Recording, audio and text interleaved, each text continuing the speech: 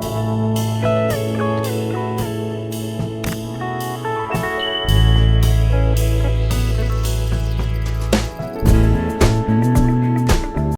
Beautiful people, welcome back to my channel Archana ముచ్చట్లు. అందరూ ఎట్లా మంచిగా, మేము కూడా మంచిగా ఉన్నాము. Day 12 of 30 days vlogging challenge. ఇదైతే సండే వ్లాగు. సో సండే కాబట్టి ఏదైనా స్పెషల్ ఉండాలి. మేము ఈ సండే ఫస్ట్ టైం, నేను ఎప్పుడు చేయలేదు చికెన్ దమ్ బిర్యానీ, ఎప్పుడు చేయలేదు. వెజిటేబుల్ బిర్యానీ చేసినా కానీ చికెన్ దమ్ బిర్యానీ ఎప్పుడు చేయలేదు. సో ఫస్ట్ టైం ట్రై చేస్తున్నా. సింపుల్గా 3 స్టెప్స్లో నేను చెప్తా. చాలా చాలా ఈజీగా చేసుకోవచ్చు. కొత్తగా నాలాగా చేసుకుంటే వాళ్ళు కూడా చేసుకోవచ్చు. ఫస్ట్ చికెన్ తీసేసుకోండి, మంచిగా ఫ్రెష్గా కడిగేసుకోండి. మీకు టైం ఉంటే ఒక 15 minutes అట్లా ఉప్పు నీళ్ళలో నానబెట్టేసుకోండి చికెన్. అప్పుడు సాఫ్ట్గా అయిపోతుంది చికెన్. తర్వాత చికెన్లో మీ ఇంట్లో ఏ మసాలాలు ఉంటే ఆ మసాలాలు, కారపొడి, చికెన్ మసాలా బయట రెడీమేడ్ దొరుకుతుంది, అదైనా సరే తెచ్చేసుకోండి. అండ్ మసాలా ఇంగ్రీడియంట్స్ ఉంటాయి కదా మనకి, బిర్యానీ ఆకు, లవంగాలు, ఇలాచి ఇట్లాంటివన్నీ వేసేసుకోండి. అండ్ పెరుగు మాత్రం ఎక్కువ క్వాంటిటీలో వేసుకోండి, అదే మనకు గ్రేవీ వస్తుంది అనమాట. అండ్ అట్లనే కారం అయితే కొంచెం ఎక్కువనే వేసుకోండి. స్పైసీ ఎక్కువ తినాలనుకుంటే వాళ్ళు, బిర్యానీలకు స్పైసీ ఉంటేనే చాలా చాలా బాగుంటుంది.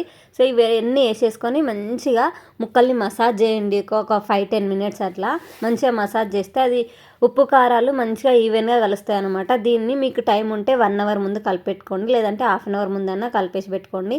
బియ్యం కూడా, బాస్మతి రైస్ కూడా ఒక 1/2 hour ముందు కడిగేసి పెట్టేసుకోండి. సో అవన్నీ కడిగేసి రెడీ చేసి పక్కకు పెట్టి ఇంకా మేము మిగిలిన పనులన్నీ చేసుకున్నాం అనమాట. డెబేస్ చేయడం, ఫ్రెష్ కావడం, ఇవన్నీ చేస్తున్నాము. ఈలోపు మా ఓనర్ ఆంటీ మాకు ఇడ్లీలు చేసి తీసుకొచ్చింది. అండ్ నిన్న అన్నీ ఉంటుంది సాయంత్రం ఆంటీ నా దగ్గరకు వస్తే, అసలు నేను రేపటికి టిఫిన్లకే నానబెట్టలేదు, మర్చిపోయినా పప్పులు అని చెప్తే, నేను వేసిస్తాలే పొద్దున అనింది. నేను ఆంటీ వాళ్ళు టిఫిన్ లేట్గా తింటారనమాట, 10:30, 11కి అట్లా తింటారు టిఫిన్స్ పొద్దున.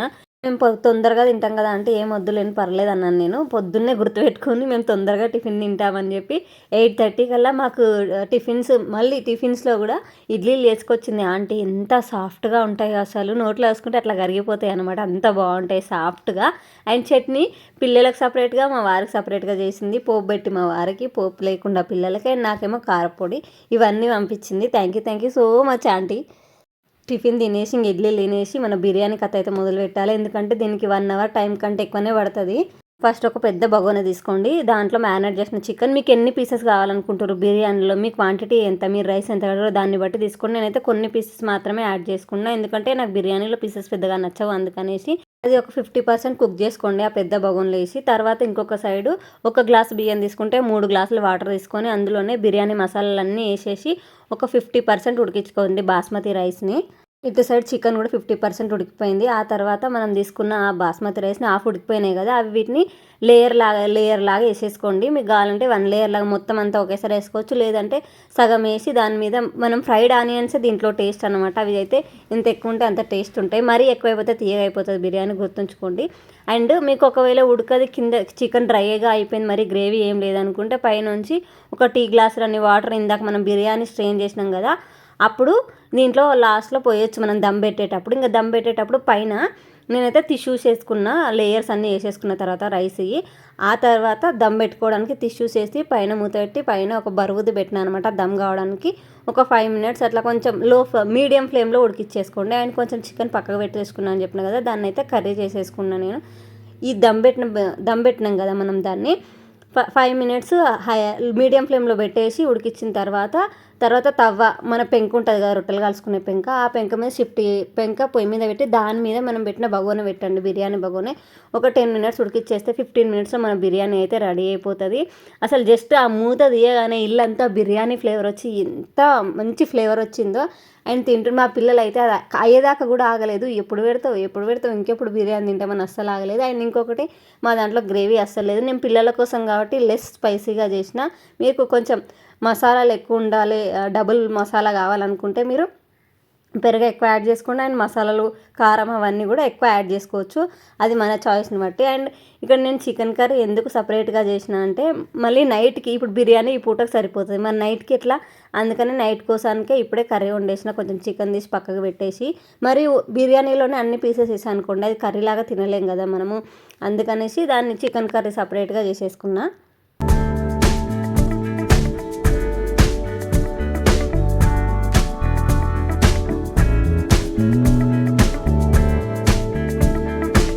మా మా పిల్లలకైతే వాళ్ళకి తగ్గట్టుగా అసలు కారం లేదు, ఘాటు లేదు, చాలా పర్ఫెక్ట్గా ఉంది. పిల్లలకైతే మంచిగా పెట్టవచ్చు, హ్యాపీగా తింటారు. వాళ్ళు సండే ఇంటికాడ ఉన్నందుకు సాటిస్ఫైయింగ్గా ఫీల్ అవుతారనమాట. మేము ఈరోజు బిర్యానీ చేసుకున్నామని మా సమీక్ష బిల్డింగ్ అంతా చెప్పొచ్చింది, మా మమ్మీ బిర్యానీ చేసింది, మా మమ్మీ బిర్యానీ చేసిందని. అంత ఎగ్జైటెడ్ అని ఉండే తను. మేము 12కి మొదలు పెడితే 1కి అయిపోయింది మా తినుడు. గంట సేపు తిన్నాము. ఇంకా తిన్న తర్వాత ఒక 1 అవర్ రెస్ట్ తీసుకోవాలి ఇంకా, ఎందుకంటే పొద్దున్న నుంచి నిలబడే ఉన్నా కదా. బిర్యానీ చేయడానికి టైం ఎక్కువ పట్టింది. మా వారు హెల్ప్ చేసినా కూడా నాకైతే టైం పట్టింది. ఇంకా మా వారు ఈరోజు ఆఫ్టర్నూన్ షిఫ్ట్ అనమాట, 1:30కి అట్లా వెళ్తారు. ఇంకా ఆయన వెళ్తుంటే మా చిన్నపాప నేను సెండ్ ఆఫ్ ఇచ్చేసి కాసేపు పడుకొని లేచాము. ఈలో పార్సల్ వచ్చింది. నేనైతే ఫుల్ ఎగ్జైటెడ్ ఉండే ఈ పార్సల్ కోసము. అంటే ఎట్లా వస్తుంది, వాళ్ళు ఎట్లా ప్యాక్ చేసి ఇస్తారు అని అనుకున్నాను నేను అనుకున్న స్క్వేర్ షేప్లో మామూలుగా వచ్చినట్టే వస్తుంది అనుకున్నా, కానీ చాలా గట్టి ప్యాకింగ్, స్ట్రాంగ్ ప్యాకింగ్ చేసి ఇచ్చారు వాళ్ళు. ఇదేంటి అనుకుంటారు, వాల్పేపర్స్ అనమాట. మీరు ఎక్స్పెక్ట్ చేసిన వాల్పేపర్ కాదు ఇది, ఖచ్చితంగా మీరు ఎక్స్పెక్ట్ కూడా చేయరు నేను ఇట్లాంటి వాల్పేపర్ పెడతా అని. ఒకసారి చూడండి, మీకు ఫుల్ నచ్చుతుంది, ఫిదా అయిపోతారు. నాకైతే ఫుల్ నచ్చింది. ఇదైతే దీని డీటెయిల్స్ చెప్తా.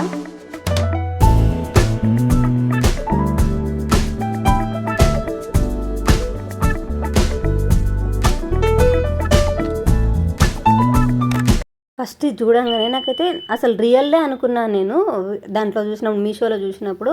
అండ్ ఆ ప్రోడక్ట్కి ఆ ప్రైస్కి అసలు సంబంధమే లేదు. క్వాలిటీ అయితే టాప్ నాచ్ ఉంది, చాలా చాలా బాగుంది. అండ్ ఈ వాల్పేపర్ ఎందుకు యూజ్ అవుతుంది మనకంటే, మనం ఇంటీరియర్ డిజైన్ చేయించుకొని డిజైన్ షెల్ఫ్లు పెట్టుకొని వాటి లోపల లైట్లు పెట్టించి షోపీస్ లాగా పెట్టుకుంటాం కదా. సో అట్లా ఏమీ అవసరం లేదు, జస్ట్ ఈ స్టిక్కర్ కొనుక్కుంటే చాలు. 2 సైడ్ల మనకి ఎక్కడైతే హాల్ ఉంటుందో హాల్లో 2 సైడ్స్ సేమ్ ఇట్లాంటివి తెచ్చుకొని అంటించేసుకుంటే అసలు ఎంత బాగుంటుందో. రియల్గా 3D ఇమేజెస్ వచ్చినాయి అనమాట. రియల్గానే మనం ఇంటీరియర్ డిజైన్ అట్లా చేయించినామే అన్నట్టుగా ఉంది. అంత నాకైతే ఫుల్ నచ్చింది. అండ్ దాని క్వాలిటీ కూడా చాలా చాలా బాగుంది.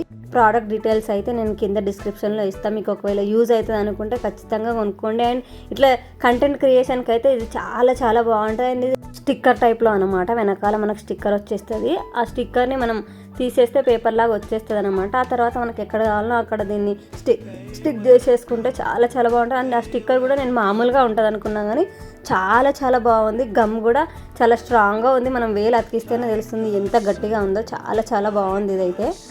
ఇంకా సాయంత్రం పూట పిల్లలకు కొన్ని పాలు పోసిస్తే పడుకొని లేచిన తర్వాత పాలు తాగేసి ఒక బనానా ఉంటే ఒక బనానా తినేసిరు. నేను చాయ్ పెట్టుకొని తాగేసిన.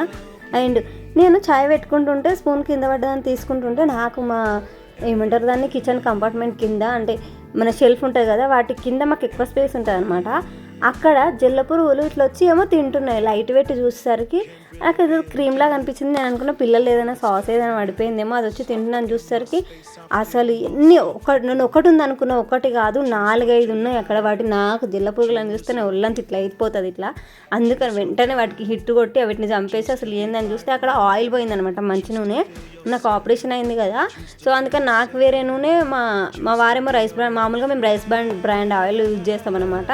బట్ ఇప్పుడు వేరుశనగ నూనె కానీ నువ్వుల నూనె కానీ తింటే వేడి చేసి కుట్లు తొందరగా తక్కువైతే. అండ్ అందులోనే అది బలమని వేరే నాకు తెలిసిన వాళ్ళు చెప్తే ఇంకా అమ్మ అట్లనే చేస్తుందన్నమాట. ఆ ప్యాకెట్ సగం ఇప్పి అమ్మ కింది షెల్ఫ్లో పెట్టింది. అది ఎప్పుడో మెల్లగా కారి అంతా కింద పోయినట్టుంది. ఎప్పటి నుంచి వస్తున్నాయో ఏమో తెలియదు జల్ల పురుగులు. ఇంకా ఆ రోజు చూడంగానే వెంటనే అదంతా క్లీన్ చేసి, ఇంకా తప్పలేదు క్లీన్ చేయక, ఎందుకంటే అట్లా వదిలేస్తే ఇంకెన్ని జల్ల పురుగులు వస్తాయో తెలియదు. అస్సలు మంచిది కాదు, అవి హెల్త్ బాగా స్పాయిల్ చేస్తాయి. సో అందుకనేసి ఇంకా తప్పలేదు క్లీన్ చేసేసి. అండ్ నాకు ఎప్పటి నుంచో ఇష్టం అనమాట, కిచెన్లో ఒక షెల్ఫ్ నిండా స్టీల్ డబ్బాలు ఉండాలి. అట్లా చూస్తే ఒక సాటిస్ఫైయింగ్గా ఉంటుంది అనమాట. ఈ ఇయర్ ఎండింగ్ కల్లా నా కిచెన్ షెల్ఫ్ మొత్తం నింపేస్తా స్టీల్ డబ్బాలతోటి. ఇప్పుడైతే ఒక షెల్ఫ్ మాత్రమే నిండింది, అవి కూడా మా పెళ్ళిలో మా అమ్మ కొనిచ్చినవే. అవన్నీ సర్దేసరికి నాకు హెడేక్ వచ్చేసింది. ఇంకా వెంటనే ఆయిల్ పెట్టేసుకుంటున్నా నెత్తికైతే. ఫుల్ హెడేక్ వస్తుంది.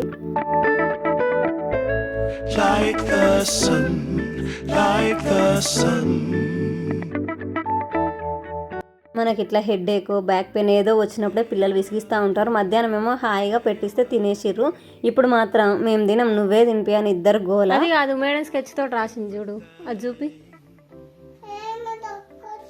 దొక్కుతలే మంచిగా చూడు, దొక్కుతా. ఎట్లా రాపించింది, రాయి చూద్దాం.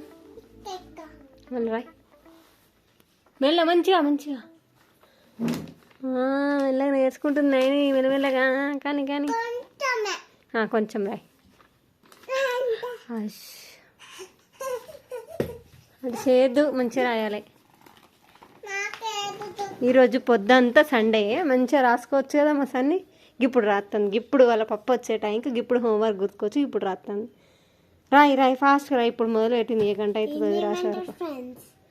ఏం చేసినావు ఫ్రెండ్స్? పొద్దున్న నుంచి సండేనే కదా ఫ్రెండ్స్, ఏం చేసినావు మరి? ఇక అంతగానం పని ఏముంది ఫ్రెండ్స్? చెప్పు ఫ్రెండ్స్. మర్చిపోయావు కదా ఫ్రెండ్స్? నేను రాత్రే తీసుకున్నా ఫ్రెండ్స్. రాయ్ ఫ్రెండ్స్. సరే ఫ్రెండ్స్. రాయ్.